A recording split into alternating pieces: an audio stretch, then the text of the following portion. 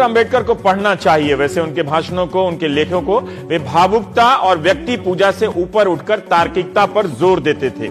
उनकी यही खूबी थी जिसके कारण उन्होंने हिंदू धर्म तो छोड़ दिया मगर देश नहीं छोड़ा। डॉक्टर अंबेडकर को समझना और उनका नाम लेकर राजनीतिक नारे लगाना दोनों दो चीजें हैं।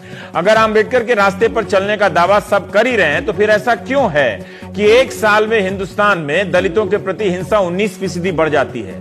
2013 में दलितों के खिलाफ हिंसा की 39,408 मामले दर्ज किए गए, जो 2014 में बढ़कर 47,064 हो गए।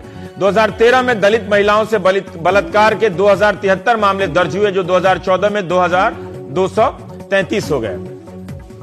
दलित हिंसा के मूल में जातिगत प्रभुत्व और नफरत की बड़ी भूमिका है। जिन वक्ताओं ने यह कहा कि डॉक्टर अंबेडकर ने बहुत अपमान झेले, उन्होंने यह सवाल क्यों नहीं उठाया कि आज भी दलितों को इस तरह से अपमान क्यों झेलने पड़ते हैं? क्या किसी बड़े वक्ता ने जातिवाद पर सामने से हमला बोला?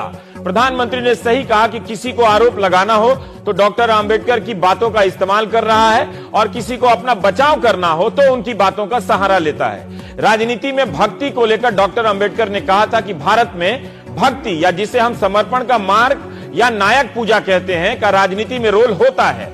दुनिया के किसी हिस्से में इस कदर नहीं होता जितना भारत में होता है। धर्म में भक्ति हो सकती है, आत्मा की मुक्ति का मार्ग हो सकता है, लेकिन राजनीति में भक्ति या नायक पूजा पतन और तानाशाही की ओर ले जाती है। इसी बात को मैं यूं कहता हूं कि राजनीति में किसी का फैन नहीं होना चाहिए। आप दर्शकों से विशेष गुजारिश करना चाहूंगा कि समय निकालकर लोकसभा और राज्यसभा की वेबसाइट पर जाइए और तमाम भाषणों को पढ़िए। बहुत अच्छे अच्छे भाषण हैं। देश और राजनीति के बारे में सोचने समझने के लिए बौद्धिक खुराक वहां मौजूद है।